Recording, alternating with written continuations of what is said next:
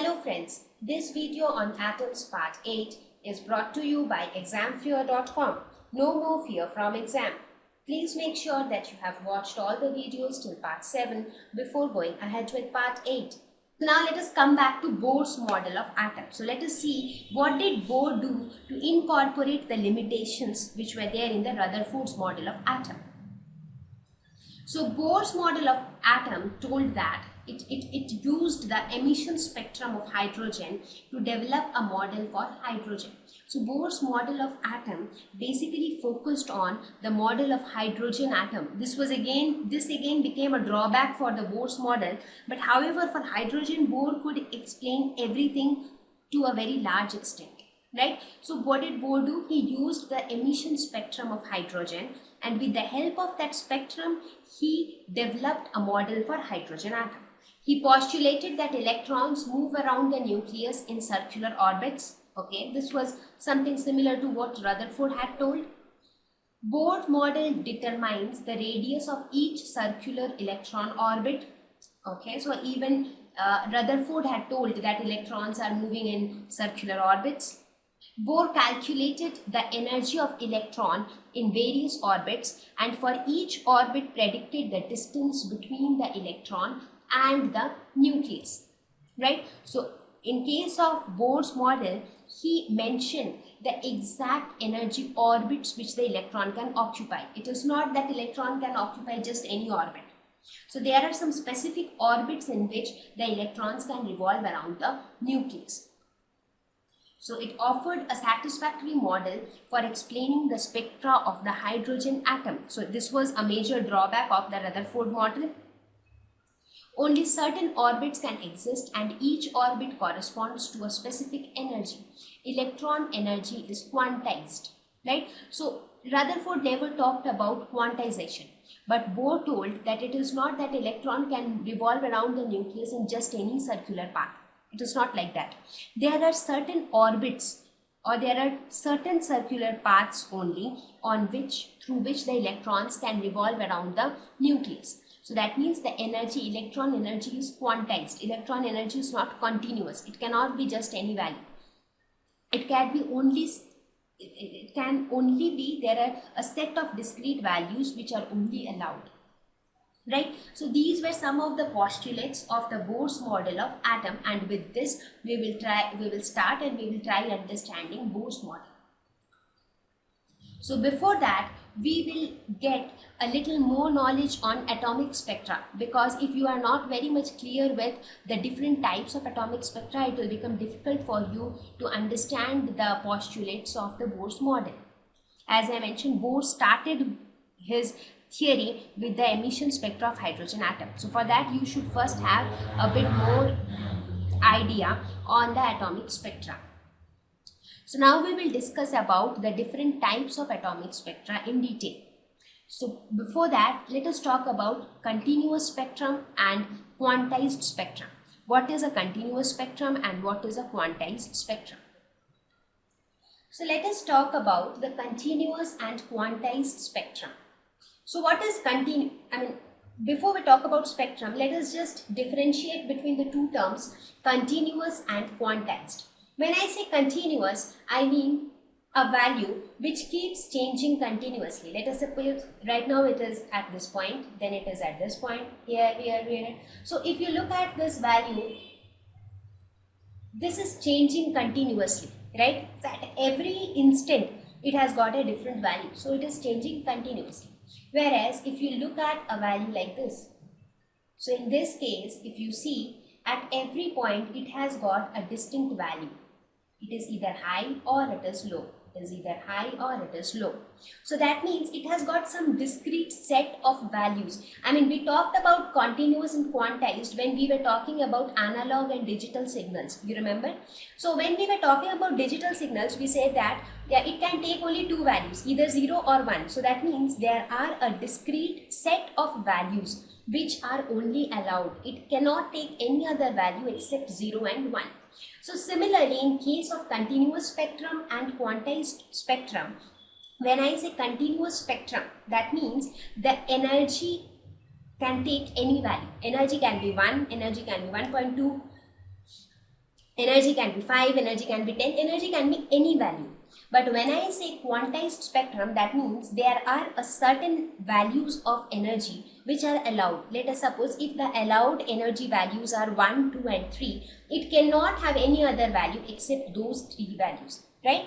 So quantized spectrum means a spectrum which consists of spectral lines, very specific spectral lines. That means it has got only discrete allowed spectral lines, whereas a continuous spectrum means it has got a spectrum which does not have discrete lines. It has got a band in a continuous range, right? So if you look at this continuous spectrum here, what do you see? You see that here it is dark, it gets lighter, and here it is light, right? So it is changing continuously. But in this case, if you see, there are discrete lines at places. So that means when I talk about quantized spectrum, we are talking about specific values. When we are talking about continuous spectrum, we are not talking about specific values. So look at this example, which will make your understanding even clearer. In the first, you see that there are no stairs. It is a continuous change. I mean, the girl reaches from this point to this point. That means here also the girl travels this height h. But in this case, there are no discrete energy levels. It is changing continuously. But in this case, there are discrete levels. 1, 2, 3, 4. So there are 4 discrete levels which are only allowed. So the girl is allowed to step only on these 4 stairs. So she cannot step somewhere in the middle of these 2 stairs, right? So these are the 4 stairs where she is allowed to step. So this is your quantized spectrum. In this case, the girl is allowed to step anywhere she wants, right? So it is changing continuously. So this is a continuous spectrum. Now, why are we talking about quantized spectra? That's because when we look at the atomic spectra, we see that there exists spectral lines. So whenever we see distinct spectral lines, we are talking about quantized spectrum. So this is the evidence for the quantized electronic energy levels. So atomic spectra becomes an evidence for the existence of quantized spectrum. So now let us discuss each of this spectra in detail. So we will talk about continuous spectrum, emission spectrum and absorption spectrum. Let us start with continuous spectrum. It is observed when a ray of white light is passed through a prism, the wave with shorter wavelength bends more than the one with a longer wavelength. We have discussed these things in detail, right? We have talked about the phenomenon of dispersion of light in one of our earlier lessons, right? So the spectra which we obtain in this case is a continuous spectra. If you see, it is not, you are not able to see any discrete line, right? It is like gradually the violet becomes blue and then the blue becomes yellow, it becomes red and so on. So that means the change in the colors, it happens gradually, right? So this kind of spectra is known as a continuous spectra.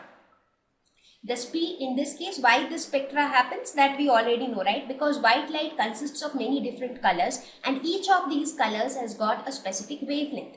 Now, each wavelength, when they pass through the prism, they get deviated at a different angle. So because of these different angles of deviation, they get deviated in different ways. The speed of light depends upon the nature of the medium through which it passes.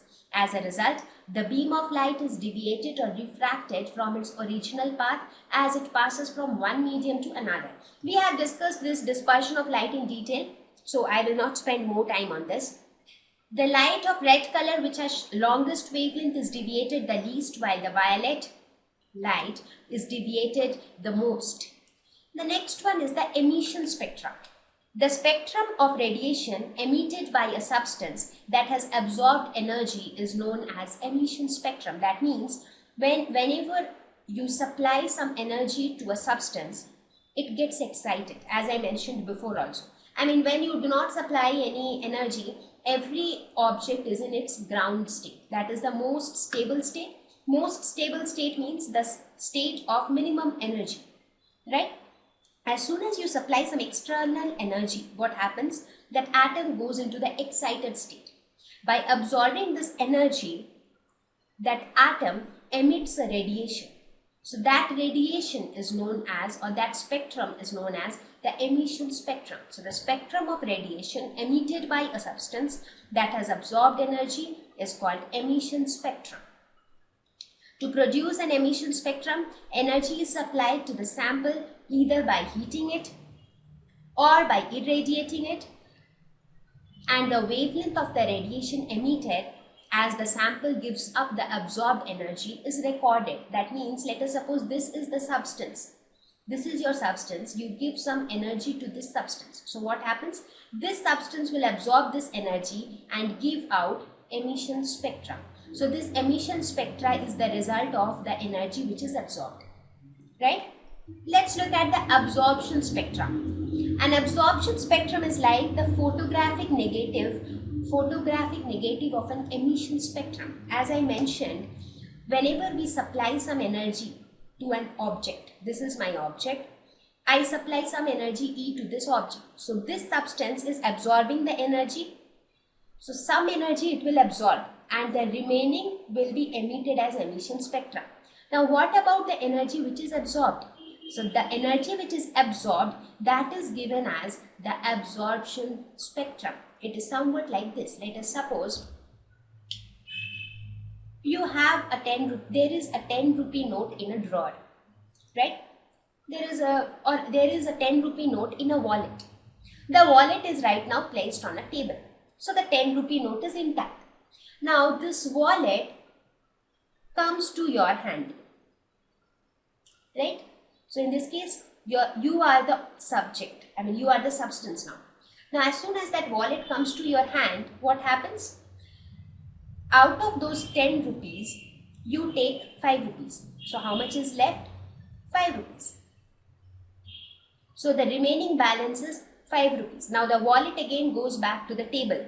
But now what is there inside the wallet? It is 5 rupees. So what happens to the remaining 5 rupees? It is absorbed by you. So this remaining 5 rupees, here is the amount which is absorbed. So whatever is absorbed is given as or is emitted as absorption spectrum, and whatever is remained is given as the emission spectrum. So you understand the difference between emission spectrum and absorption spectrum? The incident radiation falls on an object. Some part is absorbed, which is given as absorption spectrum, and the remaining part is emitted as emission spectrum. Therefore, it says that the absorption spectrum is like a photographic negative of emission spectrum.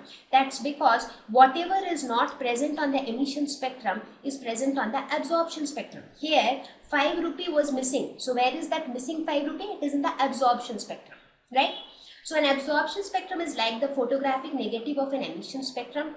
A continuum of radiation is passed through a sample which absorbs radiation of certain wavelength. The missing wavelength, which corresponds to the radiation absorbed by the matter, leaves dark spaces in the bright continuous spectrum. You understand it in this way.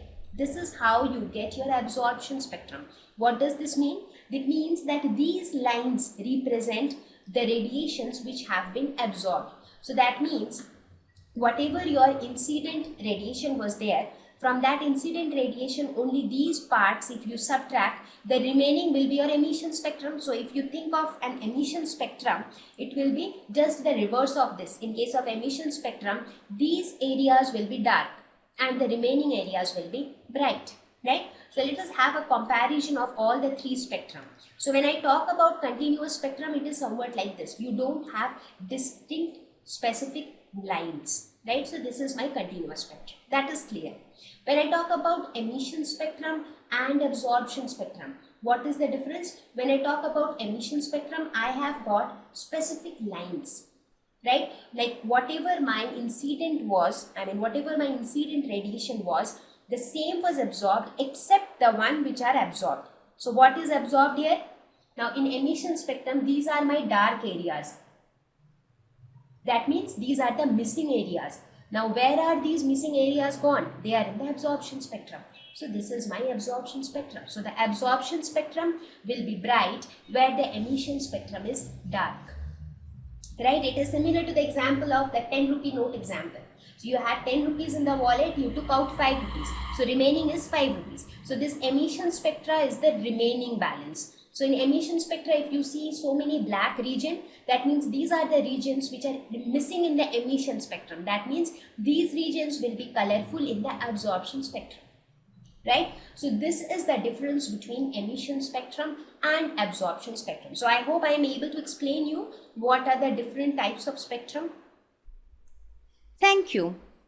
Please visit examfear.com to watch free educational videos, try free online tests, get the best quality study materials, study from the best tutors and mentors, and much more. Thank you once again.